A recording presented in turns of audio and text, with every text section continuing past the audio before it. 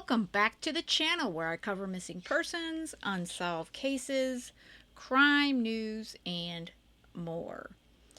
Well, I've been dealing with some on and off again migraines or headaches.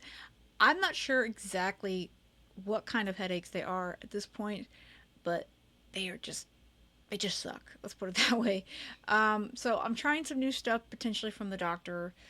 So hopefully that will help some. But for those that also suffer with a lot of headaches, migraines, the struggle. And I think this weather, with all the weather changes, especially here in Florida, it's not helping. So, with that out of the way, I wanted to start going through some of the preliminary hearing that happened in March for Stacey Wondra, since the actual trial will be happening on September 14th. I'm not going to cover this every week. I'm going to kind of do pieces here and there to go through it. And I want to go through some of the interviews in this particular video from the trial.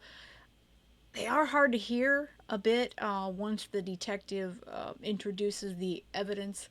I'm going to do my best to make them as clear or as possible. Let's put it that way. I'm going to try to mess with my little techie fun stuff in post-production. But if you have headphones, you might want to put them on. Like I said, it is just difficult to hear. And unfortunately, we have learned through the years that courtrooms don't always have the best audio anyway. So, but again, this is going to be some of the some video with the detective speaking to Stacey Wondra. They will introduce them, but basically this is after Stacey called the detectives, and he wanted a deal. Okay, he wanted the same deal, and you'll hear him tell them that that Sarah was going to get. Yeah. Juanita Kelleher, Kellehher. All right, Mr. Duke, you can begin when you're ready, sir. Thank you, Your Honor. Ms. Kelleher, what do you do for a living? I'm a detective for the City of Fruitland Police Department. Okay, and how long have you been a detective for the Fruitland Police Department? Approximately 10 years. Okay, and what are your duties as a detective? Investigate crimes. And in July of, do you have any post certificates or training? I am a certified police officer through the state of Idaho. I hold Reserve Post Certificate, Reserve 1 Post Certificate, Basic and Intermediate. We would stipulate to her qualifications if that would save some time. All right, great. Thank you. In July of 2021, did you embark on an investigation of a missing child? Yes, I was involved in that investigation. Okay, and who was the missing child? Michael Joseph Vaughan. Okay, and what day did you become involved in the investigation? July 27th. Okay, and was that the first day that he went missing? Yes, it is. Okay, and where did your investigation start? I was called approximately 9:30 that night and requested to come back to the police department and assist with staying with the family because we had a missing child. I arrived around 10:20 p.m. Okay, and were there any concerns initially that he could have walked off or just be missing in like the fields that are near the home or anything like this? Definitely. Okay, and did you guys, I guess, what efforts were made to try to locate Michael on the walk-off theory? We had professional search groups. We had volunteers. We had helicopters. We had dogs. We had, you name it. If we could get it, we brought them in to help us. Dogs, you name it. Okay, and did you guys search the fields and the canals around the property or around where Michael lives? Yes, we did. Okay, and did you investigate over, was it maybe to the west down 8th Street? Did you investigate over in that area? Yes, we did. Okay, and did you find any sign of Michael in any investigation of the landscaper, the geography around where he lived? No. Okay, at what point did the investigation turn towards looking for a bad actor? After we had so many search crews out on foot and everything, we had professional search crews looking for footprints along the roadway to see if maybe he entered a field somewhere. That was never seen. We had dogs. Michael also had a pair of new flip-flops that he wasn't quite used to wearing, and that would fall off his feet. That was reported by witnesses who saw him on 9th Street. So he wasn't very good with walking with those shoes. So the likelihood of him walking through a field, especially they were irrigated fields, he would most definitely lose a shoe or something like that. Also, we have video off of 8th Street of everybody coming and going in the neighborhood. That is the main entrance and exit to those subdivisions. He is not seen in those areas. There was approximately 220 cars that passed within the time frame we were looking at.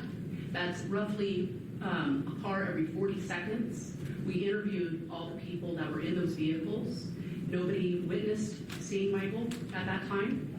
We interviewed the occupants of residences within the surrounding neighborhoods, approximately 300 homes, and we did not find him. Okay, and so, do you know how many suspects or persons of interest there were during the course of this investigation? Numerous. Okay, and as you were going through them, was there one group or individual that stood out to you? Yes. Okay, and who are those people or individuals? The residence was at 1102 Red Wing Street in Fayette County, Fruitland, Idaho. It belonged to Sarah and Stacey Wondra, who also had 2 other people living with them at the time, Brandon Shirlett and Adrian Lucy. Okay, and is that address in Idaho State? Yes, it is. Okay, and Mr. Wondra, Stacey Wondra, is he in the courtroom today? He is. Okay, and can you identify him for us? He is sitting at the defense table, blue shirt and darker blue tie. And so, what drew your attention to that household? I've reviewed hours and hours and hours of video footage from that time. I was watching for when Kira came home from school. She walked home from school that day, and she passed through the splash park. So that was an area that I was focused on. I noticed a white car, a Lexus, pulled into the splash pad. He pulled up and kind of straddled 2 different spots. The driver got out. Heavyset man walked around the vehicle, reached over and tested the door handle on the passenger side. I could see his head is up and he's kind of looking around. He walked around the back of the vehicle, and as he went to get in, he waved to somebody that was at the park. There were children at the park at that time. I found that odd that somebody that wasn't using the facilities, using the bathroom, seemed to be doing anything other than checking a door handle was at the park during the time directly before a child went missing. I reviewed the neighborhood canvas after I was able. Before you get there, so were you able to identify that individual? Yes, I was. And who was that individual? It was a white Lexus, which belonged to Stacey Wondra, and from the video photos and YouTube photos, I was easily able to see it was the same person. That's Stacey Wondra. And did you ever talk to Stacey Wondra about that? I did. Okay, and did he confirm that that was him? Yes. Okay, and so. Just going to pause it for a brief second here. I want to acknowledge that these videos, I believe, are on a couple, I think Court TV or something has them, but I actually am getting these from Samantha's channel, Missing PNW Crimes Revisited, just so to make sure you guys check out her channel if you haven't already. So, okay, so you see this video. What was the next piece of evidence that drew your attention to the Wondra house? So I pulled the neighborhood canvas form that was done on August 1st by Boise police detectives. And in that report, it stated that they weren't home that day, that they had gone and then towed a vehicle to Kuna, Idaho, which, as I said, I've watched hours and hours of the video footage. No vehicle was being towed out of the area at that time. I found that inconsistent with the evidence, and so that's what initially drew us to the Wondras. Okay, and did you, was there any evidence that made you believe that they were in the area at that time? From the video surveillance, I saw that the white Lexus did leave, and then it returned right. What time was that? I don't want to give a specific time, but it was before the time that Michael went missing, right around 5. And then we saw a vehicle that belonged to the residence leaving at 7:08, and so that would put them in the area at the time. And so that was why we questioned that. Okay, and what was the vehicle that you saw leaving at 7:08? Maroon GMC pickup. Okay. And then kind of fast forwarding to later on in the investigation, did you have the opportunity to have an interview with Stacey Wondra? Yes. Okay, and where did that interview take place? We did interviews with Stacey Wondra at Washington County Jail. He was incarcerated for unrelated charges. Okay. And did you record those interviews? All those interviews are recorded. Okay. And directing your attention behind you, do you recognize this video? Yes. And the person in the video you see is Chris McDonough. Okay. And is this when you went to interview Stacey at the jail? Yes, at the Washington County Jail in Weezer, Idaho. Okay. And what prompted that interview? Stacey Wondra contacted jail staff and requested to speak with detectives about the Michael Vaughn case. Okay. When you start the interview, does he indicate what it is he wants out of the interview? He indicated that he wanted the same deal as Sarah did to provide information about Michael Vaughn. So you went over there on the 10th of November. Do you remember when that interview concluded, that first one? When it ended, Mm-hmm. I don't remember. Was it past midnight? The timestamps will be on the video. Okay. And did you go back and interview Mr. Wondra the second time? Yes, I did. Okay, and do you recall the date that that occurred? I believe it was the 12th, Okay, would that be the... the next day. Well, later on that. Yeah. Stacey, This is exhibit 1. you have lost a lot of weight. Exhibit 13. Look at you. You look. My apologies, Your Honor. This is exhibit 12. 12. Okay, thank you. They are trying to be nice to him. I don't know if I could do such a thing. So props to the detectives for that. You know, I guess part of being a good detective would be have to kind of play a part sometimes. And I don't know, for me it would be hard to see that he lost weight because he's a big dude, you know? Right.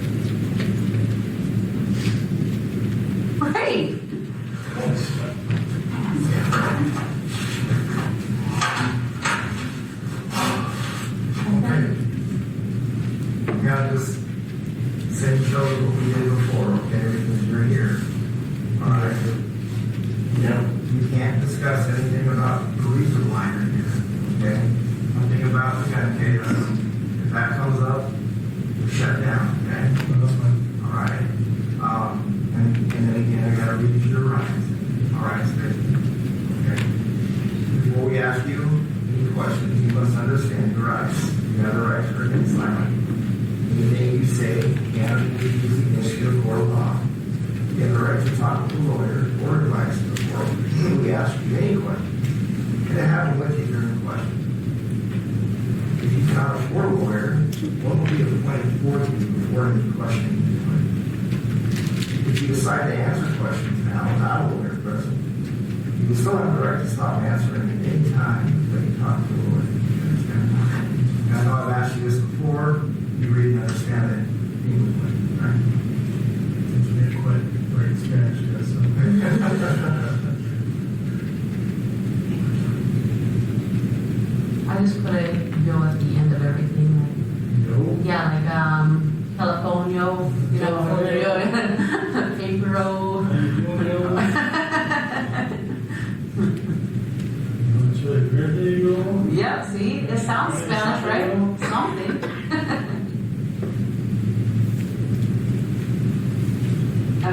before we start, what is this thing?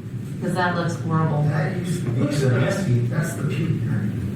Yeah. This used to be the property. Yeah, you know, this used to be the in-house. When I worked here. 1 year ago. Someone's gonna- And it has a flush system. It just throws it all down in there. Yeah, I guess that's one way to clean it out.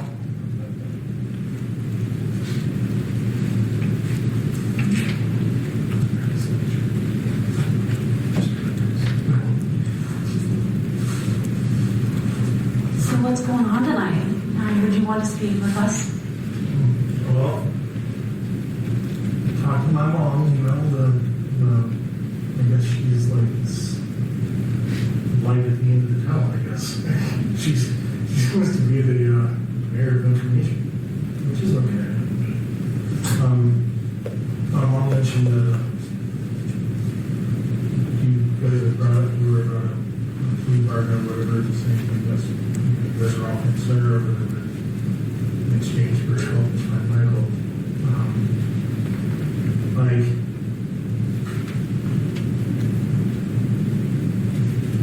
I don't, like, in the sense of helping to find Michael, I don't have any issue with going out and trying to get help locate and search and, you know, like on that aspect, but I mean, I guess I kind of want to know, you know, I know you guys told my mom, you know, like, you know, at what point, like, in what aspect, you know, like, I don't, you know, like I gave you guys pretty, you know, a pretty substantial amount of, you know, what I thought was decent info the last time, you know, you guys talked. You know, it's like, I don't, at this point, I don't really have any more to give other than I just want to know if, like, when you tell my mom that you're willing to, you know, offer me some clear exchange for my uncle, physically going out to try to look for him, helping with the search or whatever it may be, you know, or is it just, you know, feeding you guys information? Because I haven't given you guys what I know, you know, like, or, you know, what I thought was valuable information. But I don't have a problem at all with wanting to help with the search because I want to be able to have this little bit of confidence. I don't, it's not fair to set up his mother and family, you know. So, I don't think that, sometimes it takes a little time for us to go over stories and stuff, especially things that have happened to us and remember everything that's happened. And I don't think you've told us everything yet. And so I think there's probably still some more information that you could help us with. And it would depend on what information you have as far as these kind of that. I, you know, I gave you guys what I had.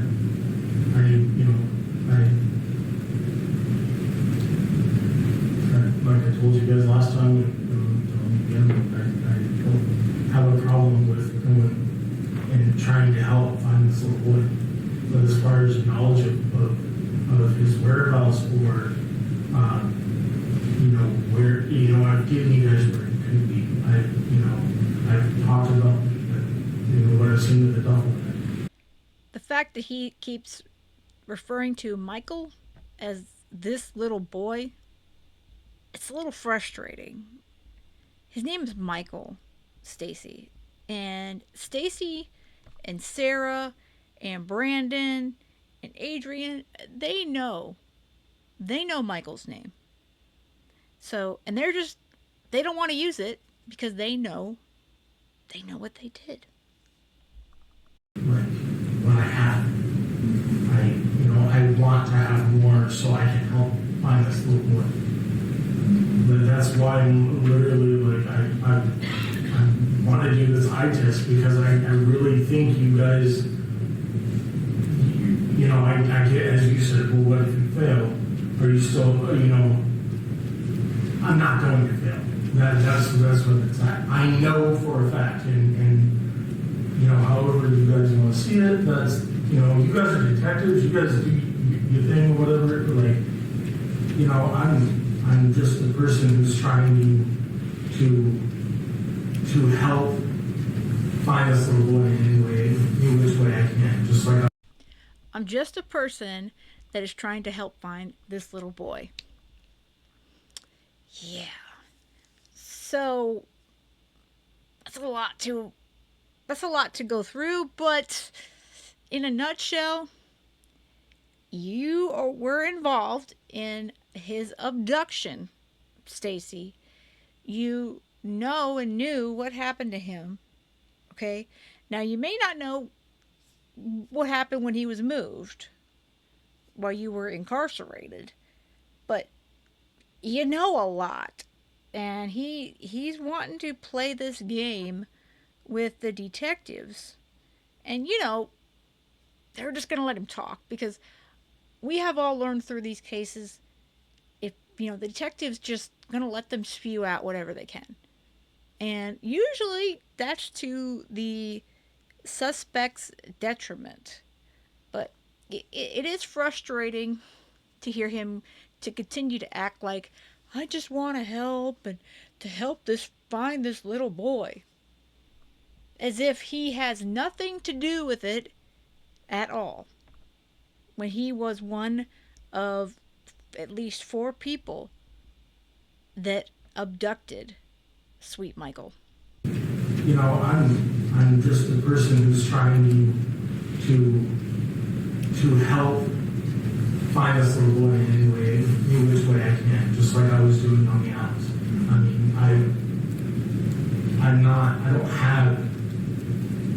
I don't think you guys understand. I don't have what you're looking for. And I think once we do the eye test, you guys are going to be like, well, you really wasn't lying. Like, and that's what I'm trying to make is like, I get you guys have your due diligence and your job to do and whatnot, but I'm also telling you as someone, I've given you guys what I can, but I also know that there's a certain point beyond and above that, you get stuck at a point where you don't have anything else to relay. And when I'm telling you I don't have anything else to relay, I don't have anything else to relay. It's not that I don't want to give it to you. It's not that I don't want to cooperate. I mean, for you guys down here, I wouldn't, give you guys information, of what I've recollected if I didn't want to cooperate, if I didn't want this little boy to be found. Just trust me, I want him to be found. What you wanted, Stacey, was you wanted the deal. And he does say it pretty, at some point here, like the detective stated in the courtroom. He wanted a deal. Stacey Wondra wanted a deal. And if Michael was where he told these detectives, including Chris McDonough there in the background, if they found Michael, he would have had the deal. Because remember, we've talked about it here. The first one to talk gets the best deal. Stacey wanted it. Stacey wanted that deal. And he still wants it to this day. But the fact remains, Stacey does not know where Michael is at this point.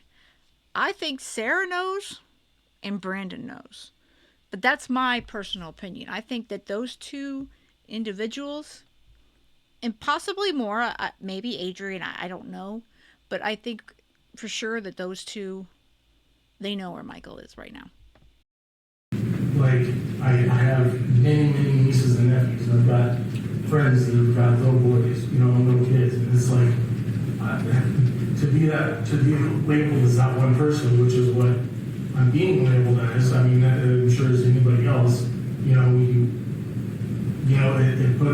gives yourself a bad name, and that's why I want to go through and do this whole eye test thing. I want to see what you guys are trying to offer, because I feel like once I complete the eye test and you guys see that he really hasn't lied to us. I mean, I really feel like with all the stuff that I've had to go through, like I still should be like negotiated or given a deal to, because the information I have related to you guys. Even though it's not, you guys think it's not everything I know, like what I've given you is what I've given you. But I still feel like being put, in this position when you're gonna find out that I'm not lying. That's where this is at. Like I would never. There's four things you don't fuck with in my life: my friends, my family, my friends' kids, money, or food. Food being the fourth one. I would put that second, but I literally am a very, very, very firm believer in those things, and to mess with somebody else's life like that, with like what's happened, is completely beyond anything. I mean, it's real that it's happened, but it's unreal to me that I'm having to sit here and face. Yeah, you guys have, what about your investigation, your forensic stuff, or whatever it is. But as somebody who was not and hasn't been a part of that particular situation, I don't know. Like I want to help you guys as much as I can, but I don't have anything else to fork up. I like where he says, I'm not lying. Because criminals, they always tell the truth, right? No, they don't. Yeah, we know Stacey's a big fat liar. Okay? He lies all the time. And these detectives, they know, like I said, most of the stuff that comes out of his mouth is just bull. I want to give you everything because, I want to help out and, I want the deal and I want to be treated really good and meh. Because really, it is all about Stacey Wondra. He doesn't care about Michael. He doesn't care about that little boy, as he keeps calling him. He does not care. He only cares about himself. Which is par for all of these guys. All of them. That you guys told my mom, if he's willing to help, within the search or whatever, so I asked my mom, what are the parameters? And she goes, you're going to have to talk to them. So I was like, okay. And that's why I called you guys, because it's like,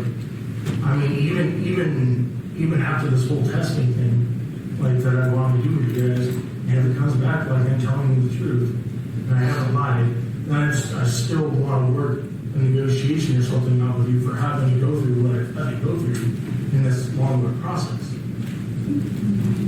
It doesn't, and I talked to Sarah a couple of days ago. I don't know if she told you, but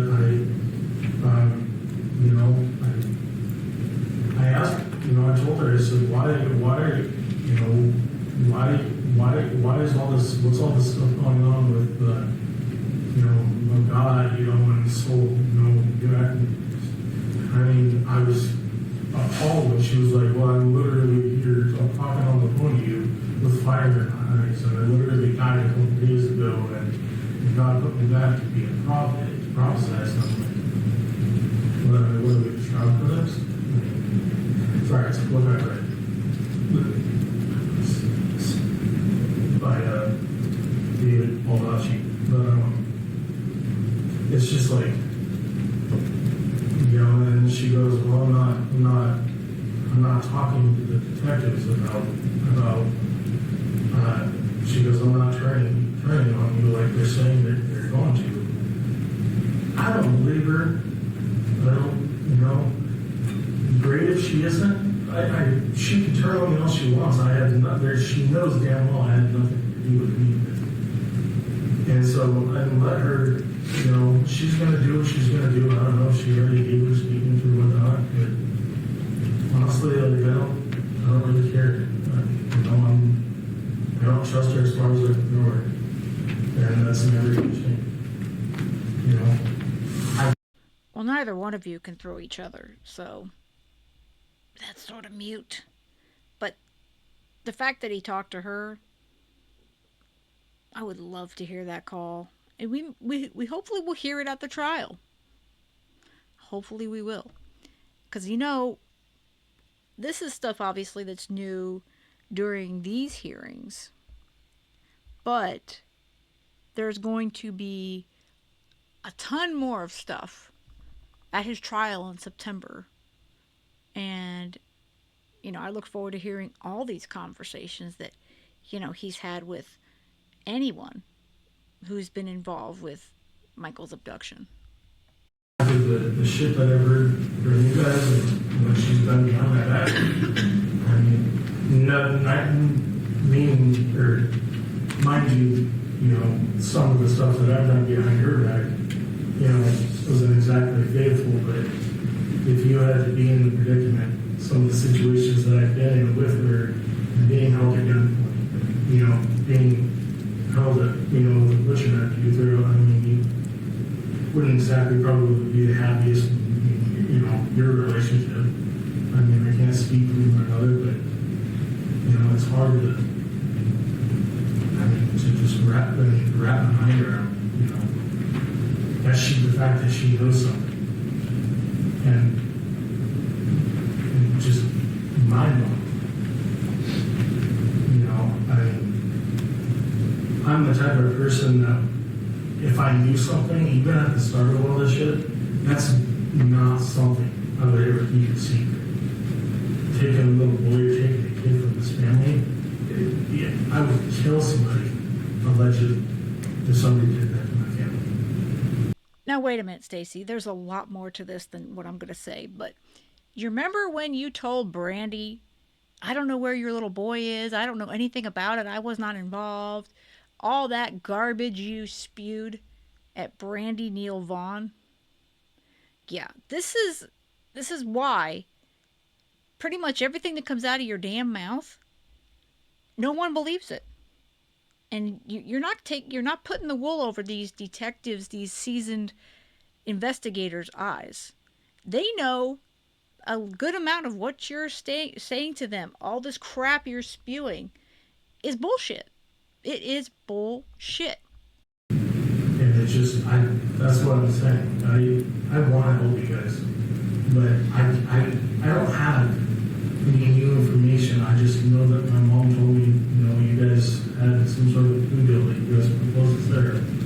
And I'd like to propose the same thing, granted I get the same thing, granted this test comes back the way I know it's going to. So, with Sarah and with you, the only way that I'm going to make a deal is if I can track my phone. That's the only thing. And I'm not asking you to go search.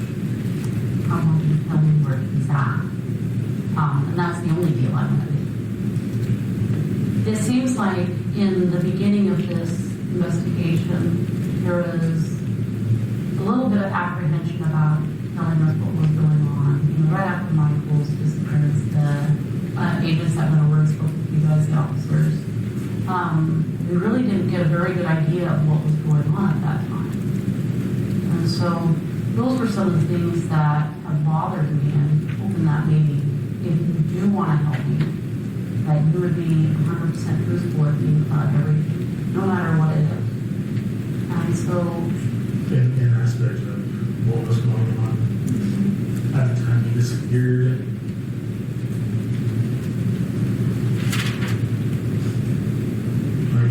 I'll tell you, I'm not gonna go into the whole specific dates thing because obviously I suck.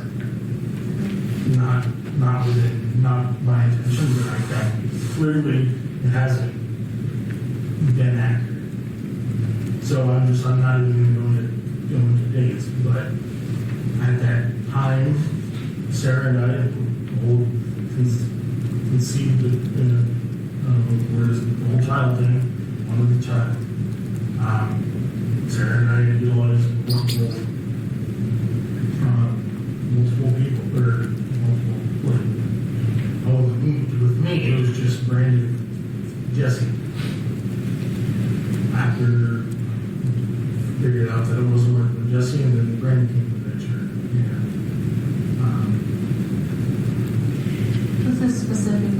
child, or did you guys just have like an open relationship where you didn't was have it- sex? What I wanted was specifically for a child. What did Sarah want? She made it seem like she wanted just a different child too. But after hearing the whole stories of, you know, oral sex, daydreaming, and sexual relations, I guess, with other people that I didn't even know had sexual relations with, that makes me believe otherwise. Yeah, Sarah and I have had quite a few unfaithful moments. A lot of the unfaithful moments evolved around our relationship.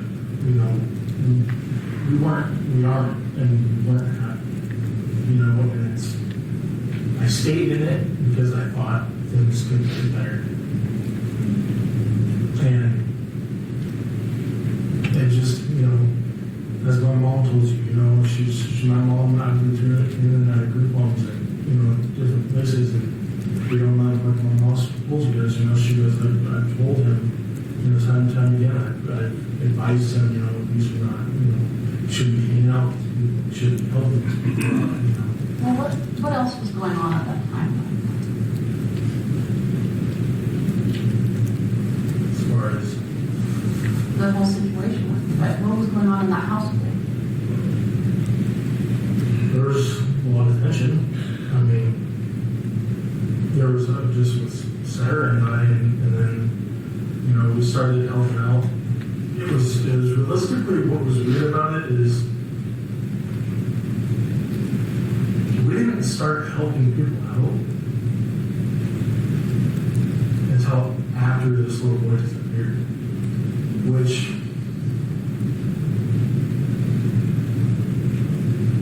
would make sense in a sense of Sarah trying to get out of her feelings or Sarah trying to cover up. Again, like the whole aspect of her, you know, and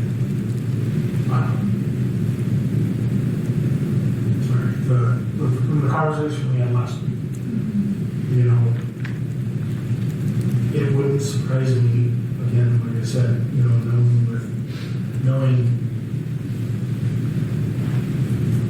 well, I guess not so much knowing, but like with her going on this rampage of my God, and, you know, none of this stuff started happening until after this little boy went missing. Like, I had never seen her go into this whole realm of, you know, come, now's the time to come forward and confess your sins to God. Well, what else was happening in the house at that time?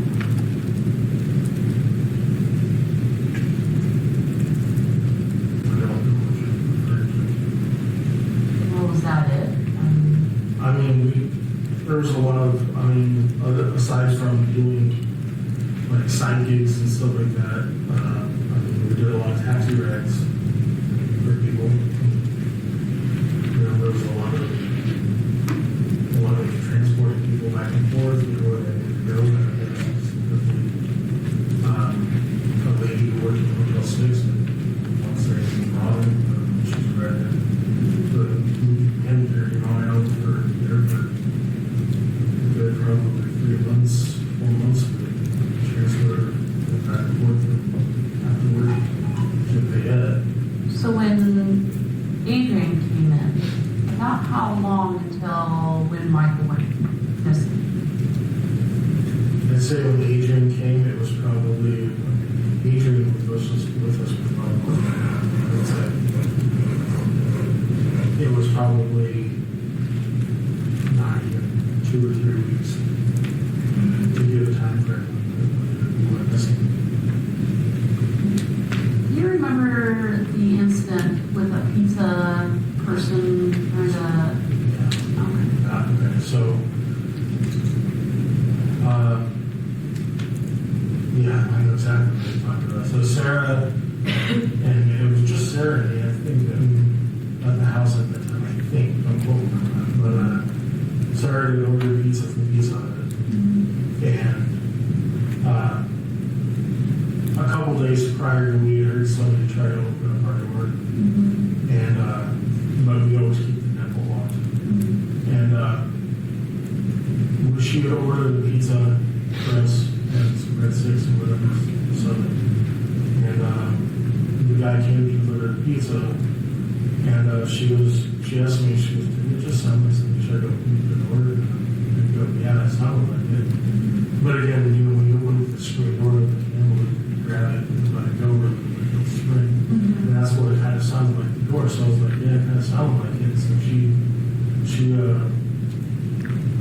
got up in this guy's face. It was like, don't ever fucking try to come to our house again, bro, or you get shot or whatever. And I even told Sarah, I said, "What are you doing?" I said, "You just delivered her." I said, even though, I even told her, I said, even though it sounded like he was trying to break in or whatever, I said, you don't sit there, you don't threaten somebody like that. I said, it's their job. And so if we were actually on the not deliver list for quite a while to our address because of that. So was Adrian living there at that time? I'm trying to remember. It was around that same time frame. What's making you think that? Just with all the behavior and how everything was acting, how everybody was acting around the house. It seems like it would be around the same time frame as anyone was. So the day of the event, it looks like we saw you at the splash pad and all that. Is there anything that you haven't told us about that day? Not that I can recall. Like I said, I remember specifically stopping at the splash pad, which out of all places, I don't know why, I just thought we were more in a decent parking spot. And I didn't think it was about it. Like I said, I'd probably go over to catch you. And that's why I went there. Where was Sarah at that time? I think she was at home. Do you remember what was going on that day or what you guys had planned that day? No, we didn't talk about, we briefly discussed it, I think in the morning, but we didn't really make affirmative plans to go help move Randy's car until later on in the evening.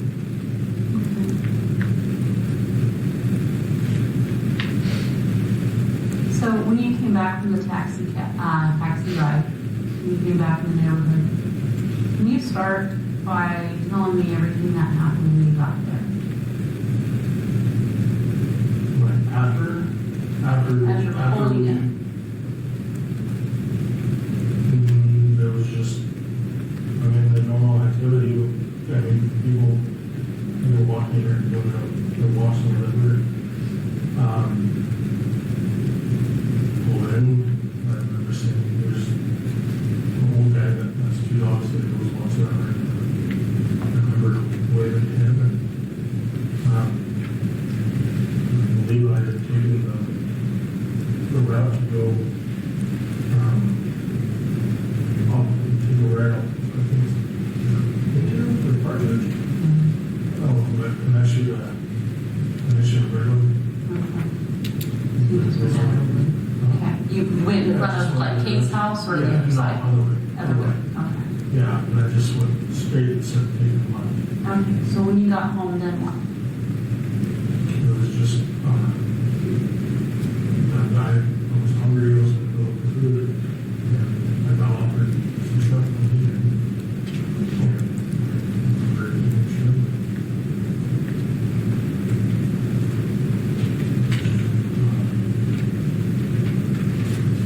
After we got done putting the dishes in the sink or whatever, remember Adrian had already gone to his room, and we had Brandon and I and Sarah had discussed what we were going to do, and Brandon said he really wanted to go to this park. So we decided we would do that. Did you see Michael at the house? I didn't see any unusual faces, other than the normal faces over there. Did you see anything that would now make you believe that there's a possibility it might be something else?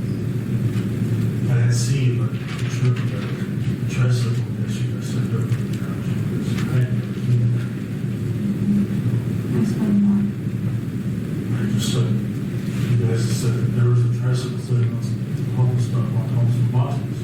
And I've never seen a tricycle in our garage. Of course, why would I leave or something like that?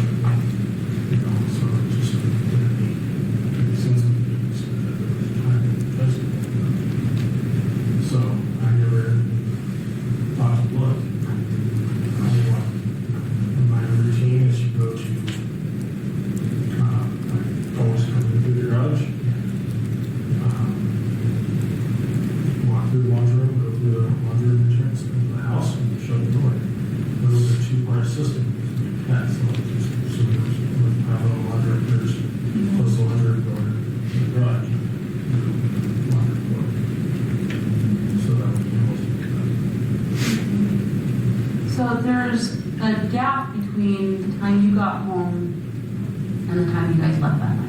And so it looked like you got home around 5 and you left at 7. You left at 7. So that's 2 hours. So in amongst those 2 hours, you ate. I would assume it probably don't take you very long to eat. Don't take me very long, 10 minutes maybe. And you guys had a discussion about the car. But there's a lot that's going on in that time frame that you're not talking about.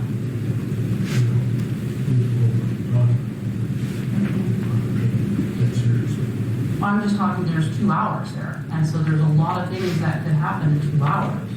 So there's got to be some type of movement in the house, or somebody doing something, or conversations happening. I think Adrian and Sarah were trying to work on ways to make some money with the whole Snapchat. And I think they were working on that a little bit that night. He's so full of crap. He's telling them, of course, oh, no, Monkey wasn't in the house. Michael Vaughn wasn't there. Oh, now he's making up garbage when the detective asks him what was going on for those 2 hours. Notice how he looks up to try to think of something. It's a deception. He has to think of a story, a lie, to tell these detectives what could have happened in these 2 hours, because he's made up this story about how, oh, there was no little boy. Michael Vaughn wasn't in our house. No. But as far as any other conversation, it was just, I don't recall having specific conversations. Where were they at when they were working on that? But they're all pretty much. And what were some of the things that they were saying? Adrian was asking her to, if she would be willing to help him create a profile and try to scheme money from people. And that he was split the money. He would give her a percentage of money. And what was the game of that? What were they doing? He wasn't like that. What were they doing on the iPad? They were downloading Snapchat. They had downloaded a picture from like internet or something like that for a profile. He's a girl. I don't remember who was on that.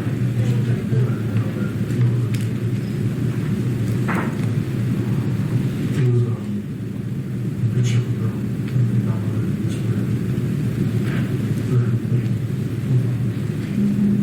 And what were they doing? Were they, with that photo on the Snapchat?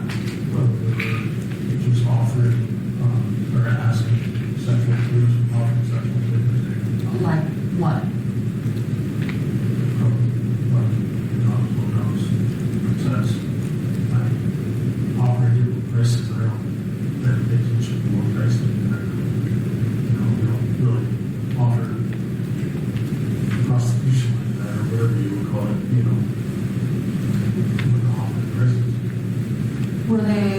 offering locations to meet at for this, or how far in I depth don't did they think really they get? went to the location wise, it was after, I think it came to after they sent the money, they never got the location.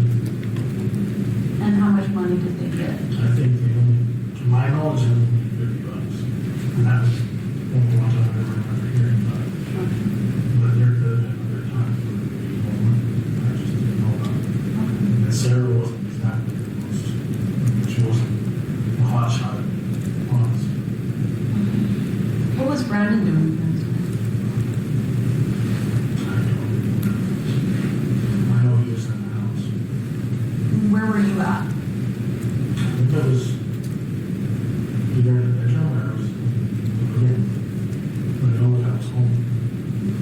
You don't remember what you're doing? My activity when I got home, 90% of the time was sit on the couch, either eat, drink, consume food, or sleep, fall asleep on the couch. And falling asleep on the couch was one of the biggest things that I always wanted to do. But fall asleep sitting up, and that's something that's been a certain year when I got sleep back, when I got into bed. Did anybody leave the house? Not, if I, maybe somebody did, but I don't, I was asleep. Sleep or in the house, I haven't gone out. I've been a lot, but it was only not 2 times that day. It was from the slush method and the taxi bread. We got that home. Think about it really hard. If anybody left in that time.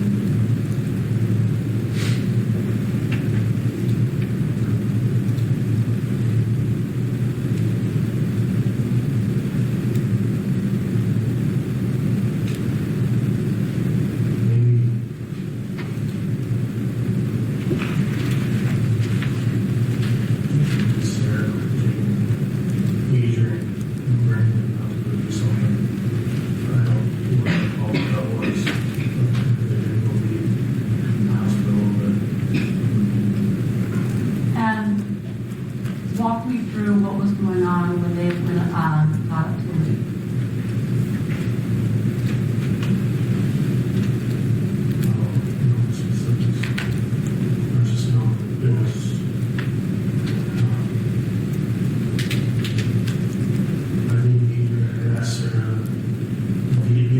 Text or a loan or whatever, if you take us, or she can take us somewhere, but other than that, I mean, Sarah's said things in the past before, like, you're gonna go to this person to go do something real quick, or get back short, but I would ask her, what she would do, if she would help.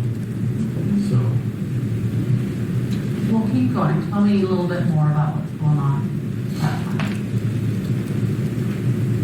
just not, I mean, I never was given the specific where they were going, exactly, I'm gonna go take care of something, feed you, real quick, and go back short. And that was, I think that often, like,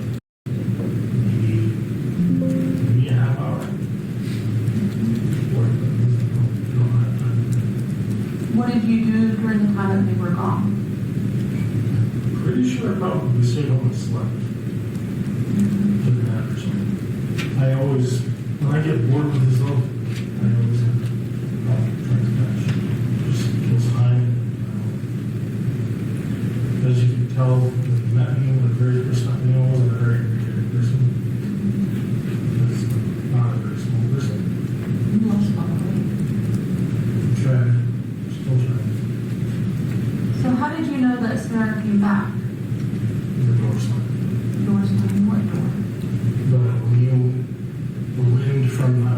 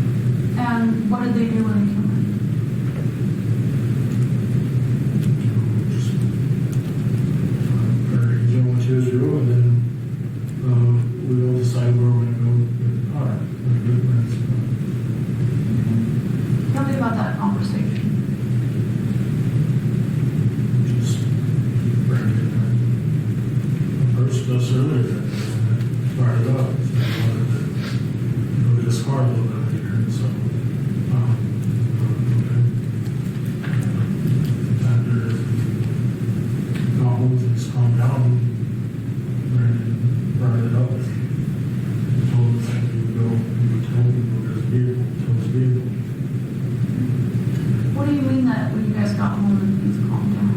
No, just like, settle down. Oh, just kind of relaxed. Not yet, not like uproar, no arguments or fighting. We just know what happened. So when they left, do you know if they actually left the property or if they were outside or if they were in a vehicle, if they walked somewhere? No. And you were shown the. She had her purse and had her keys, but she had her keys over there when she goes.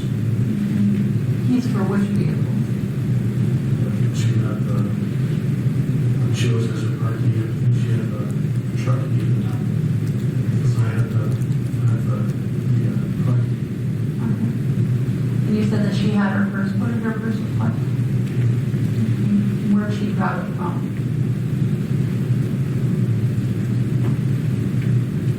She was at the first usually in the room. And how do you know she had her purse? She can't move it. Oh, okay. So you saw her first on her when she came in.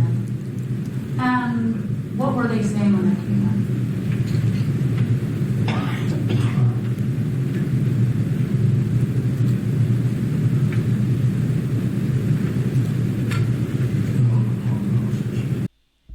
Again, let me think of a lie. Let me think. What were they saying? Yeah. What was it about? It was just very vague. There wasn't kind of like a conversation disappeared. What were they acting like? So emotional. Suspicious ones. Like something, I don't know. Just something wasn't on.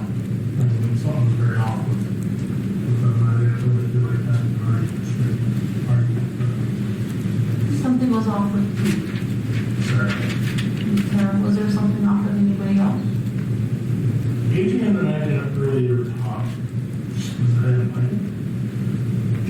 I was kind of put in a position when you help these people. It's kind of like, well, I'm here so I'll just go home. So I didn't really get much opportunity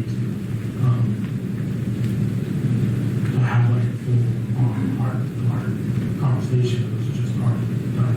Okay. But Adrian, Brandon didn't really say much. Just he always calls me fluffy fat. He doesn't fluffy fat. That's my responsibility. Nothing. I don't know what to do. But I try asking.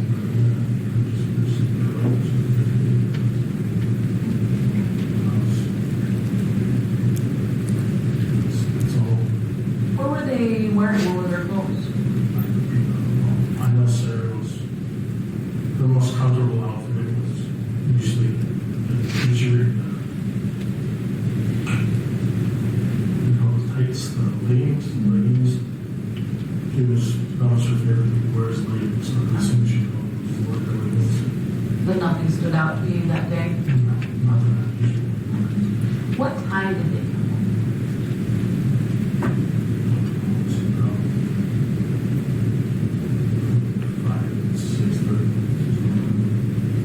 And how long until you guys left to go get the car?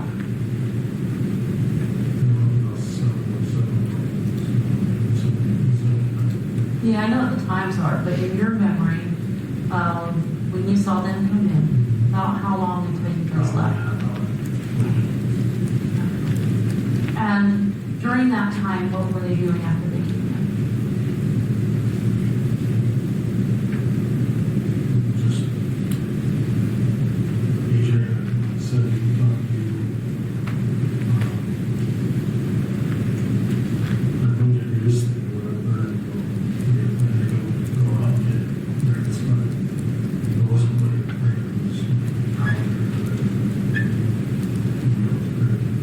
set forward. Okay. I told him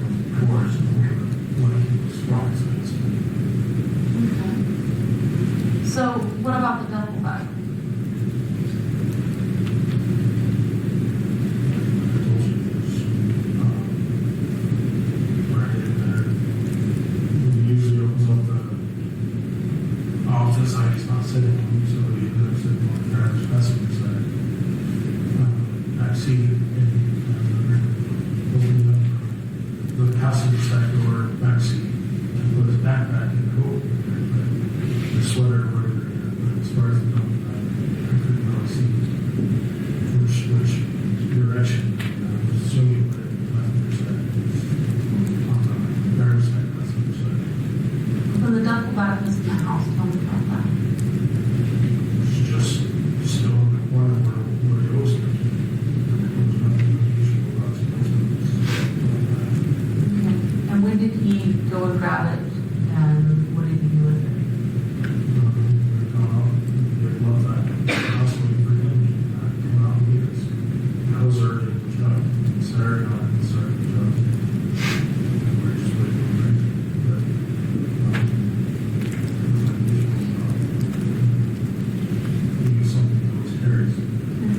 Was the bag full?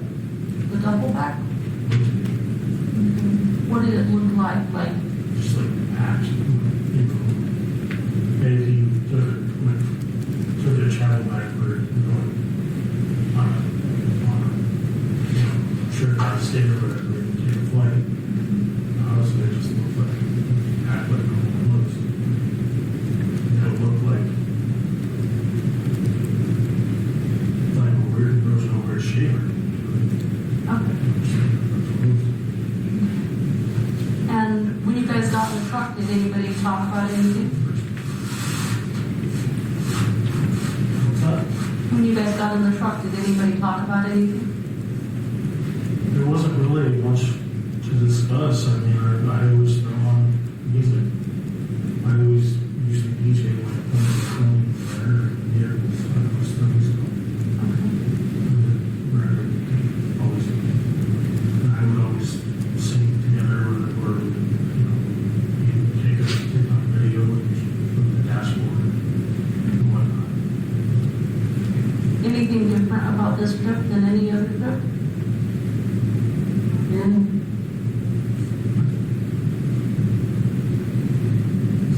They weren't talking. They were, I don't know if it was just that behavior. I mean, they were just, when it's talking, they usually were. And then what happened when you guys left? Usually left the house. And they're,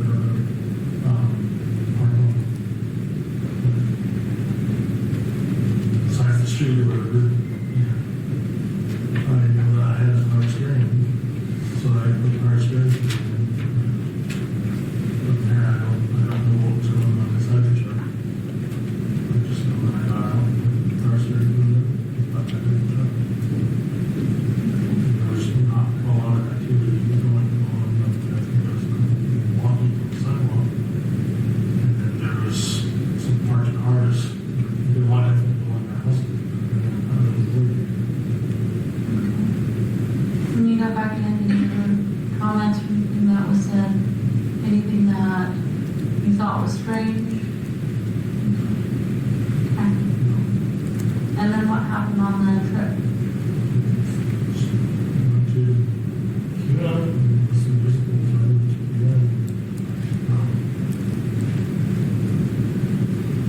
Brandon got his bags off the vehicle and his mom doesn't live in the house, but I was told, so I remember he come up to the side gate on the right side of the garage. I guess there was a door over or something,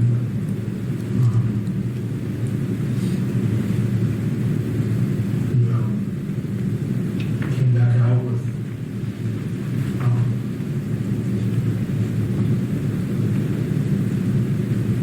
the same stuff, but I almost thought he was just doing a clothing swap or something. His clothes are dirty, but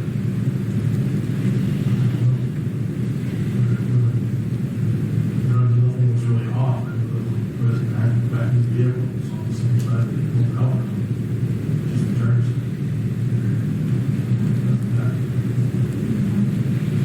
And on the trip, it seems like there's different versions of everything that happened. So what happened on the trip?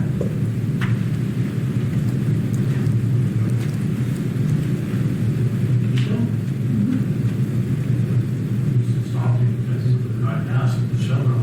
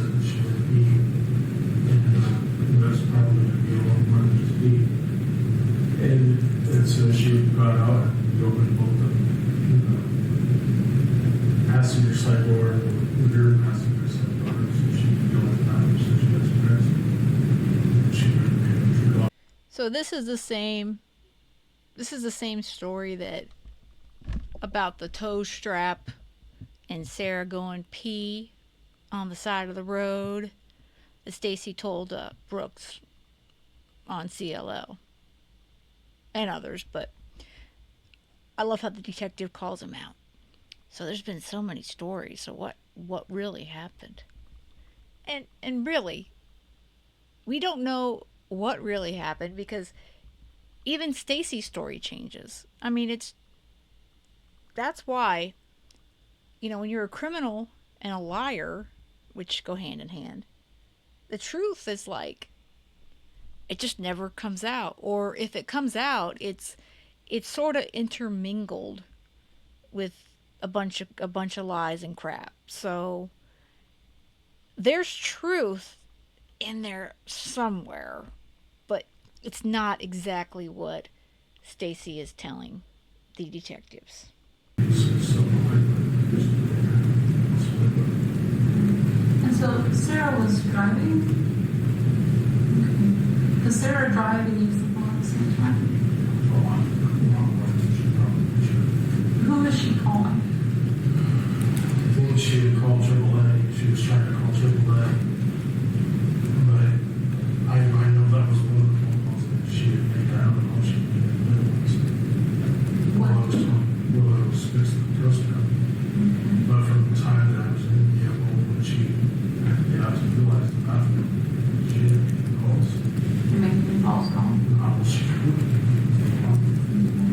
How about after that? I don't recall after she made a phone call, but I don't recall exactly who it was doing.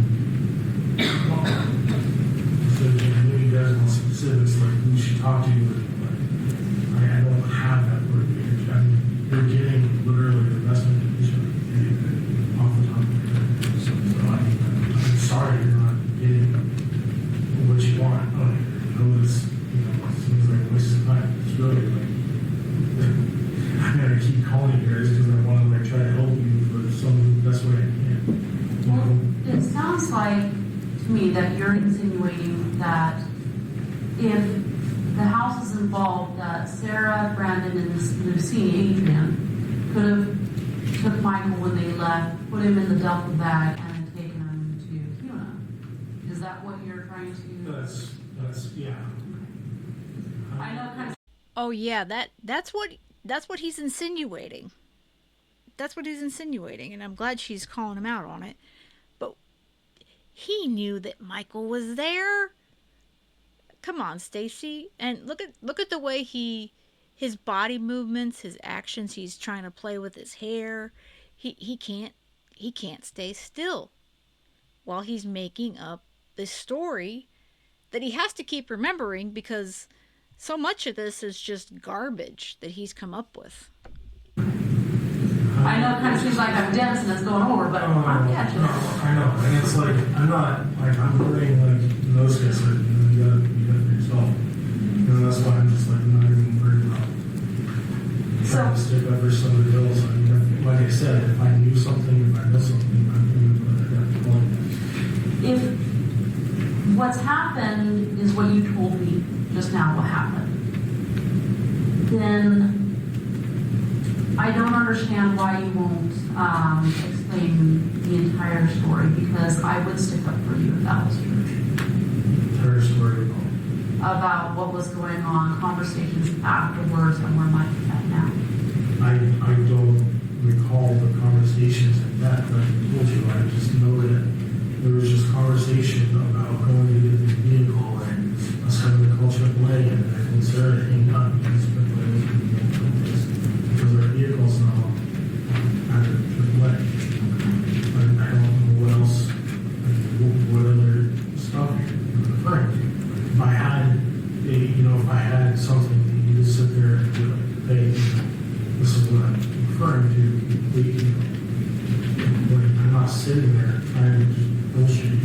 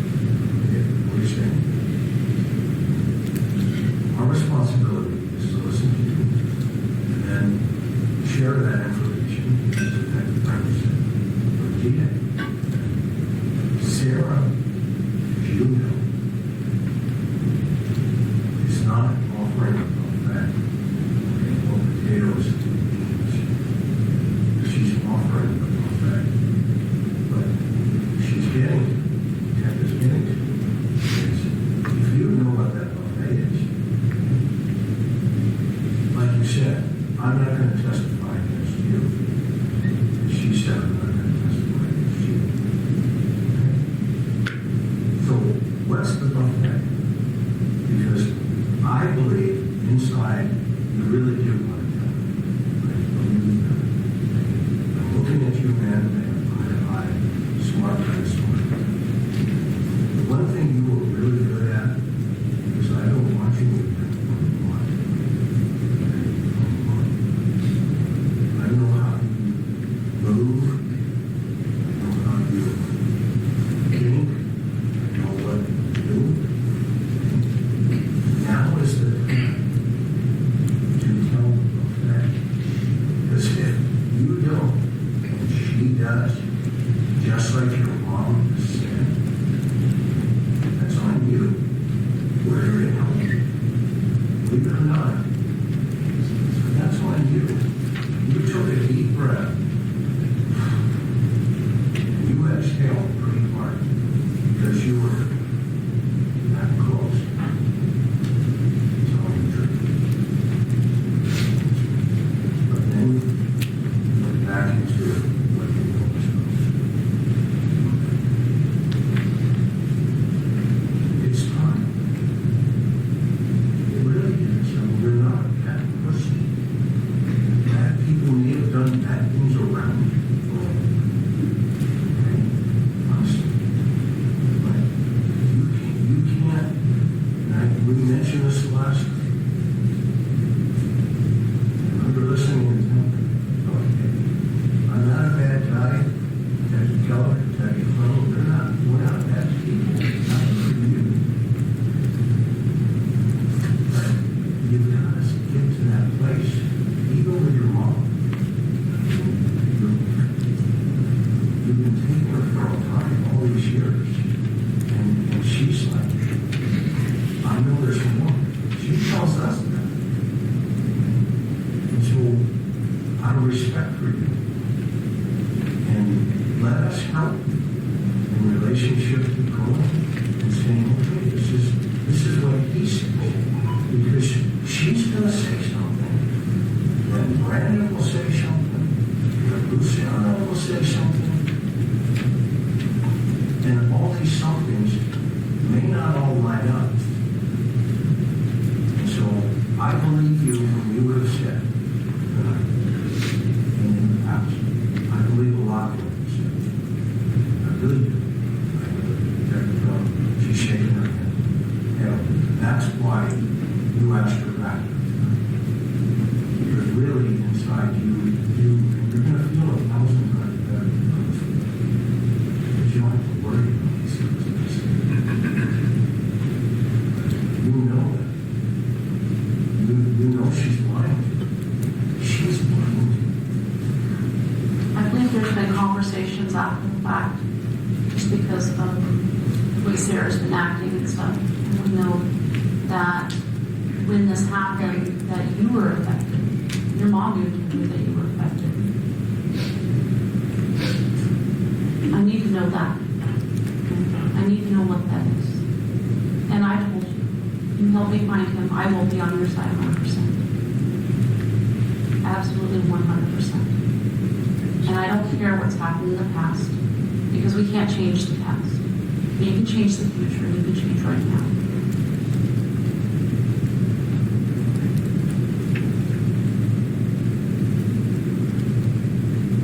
As far as specific places where you would have taken them, I don't have that. I need to know what happened.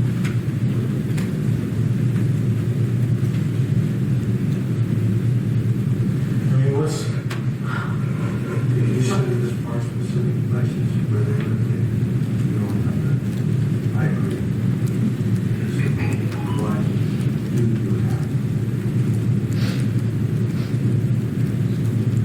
I mean, it's like the whole brand rights thing, it's like, like give information, it's still I'm not fucking,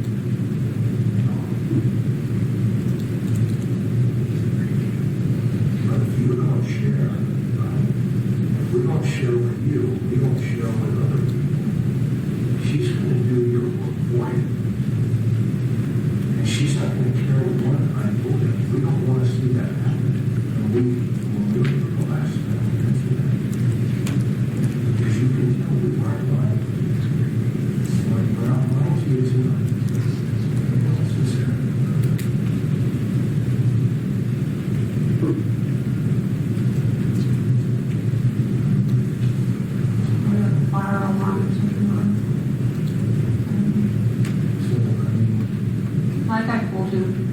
I will advocate for you. I will try to help you any way, shape, or form I can. Okay? Like we said, we can't change what's happened. We can stop the pain and stuff that's happening now.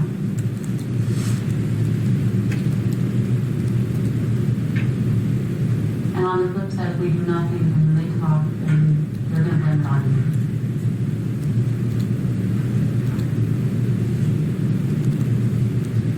Just tell me what happened.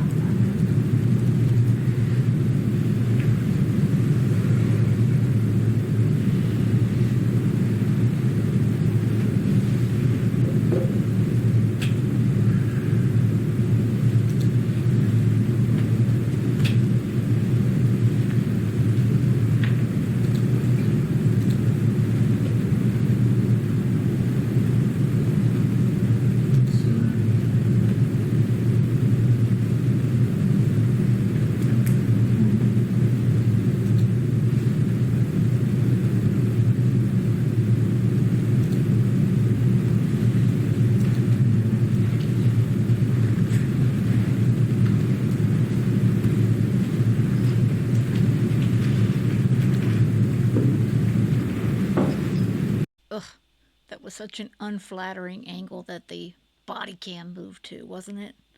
Because everyone wants to see Stacey's stomach and ugh. Again, I really do applaud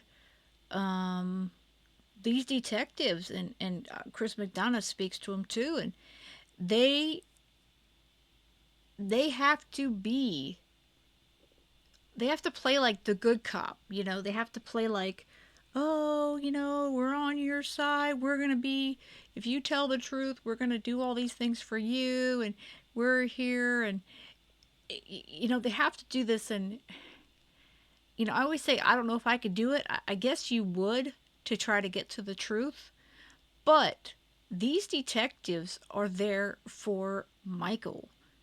They're not there for Stacey's sorry ass, okay? They are there to bring Monkey home. They're sitting at this jail in Washington here in November of 2022 to listen to him babble and lie and make up all kinds of stories that have some sort of truth intermingled in them, to try to convince these detectives that I'm such a good guy and I didn't really do anything wrong, and hey, can I have that deal now? Because that's all it's all about for Stacey. He can say all he wants. He can say all day long that he cares for that boy, that child. Michael Joseph Vaughan. Okay, that is his name. But he didn't give a crap about him, and he still doesn't. You can't convince me otherwise that Stacey Wondra, Sarah Wondra, Brandon Shurtleff, and Adrienne Lucene, that any of these people, and there's others involved in other ways, that they cared at all about little Michael. And they still don't care. It's all about them. That they are going to have to sit in prison for the rest of their lives, or potentially get on death row. And we are all after justice, and these detectives, that's what they're there for, obviously, Michael. But they wanted to find Michael. And at this point, they were going to listen to this sorry ass piece of crap. Yeah, let's just put it on the table. Sorry ass piece of crap. They're going to listen to whatever he spews out of his mouth, because they are hoping somewhere in there that there will be some sort of semblance of truth.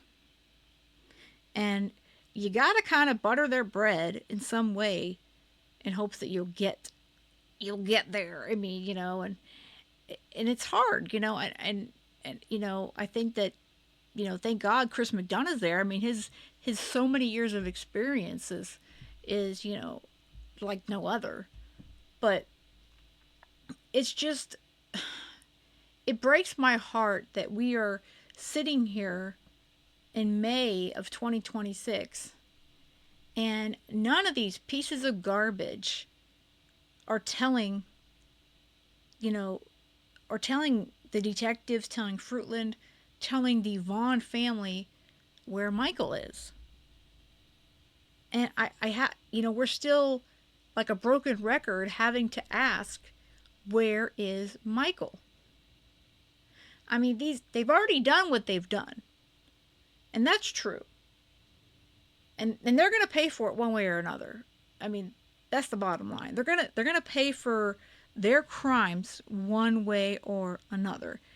And it's taken this long, and it's still taking a very long time because we only have Stacey's ass, on the bench ready for trial in September. But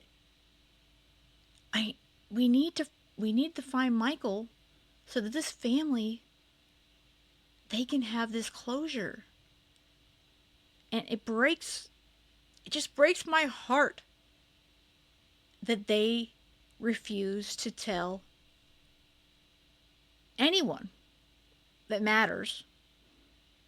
They refuse to tell Fruitland Police Department. They refuse to tell, the FBI. They refuse to tell Brandy and Tyler where their son is. And I will continue to speak about it in my little corner of the true crime community. I will continue to call out for these pieces of garbage to unburden their soul. Let's just put it that way. Unburden your soul and tell this family where their brother is. Tell them where Michael is. Because you act like you care about your nephews, your nieces, and Brandon, you've got at least one child, and Adrian has a child. You act like y'all care about the children in your life, but do you really? Do you really? But yeah, this was just obviously, part of it, with these videos, and there's a lot more to go through, so I will continue to go through them. And this particular one came from, like I said, Samantha's channel. I will link to her in the information of the video, and I will continue to go through the preliminary trial between now and September. And if there's something specific that you guys would like me to cover or go through, please let me know. But with that said, I hope you have a great rest of the day. And most of all, stay safe.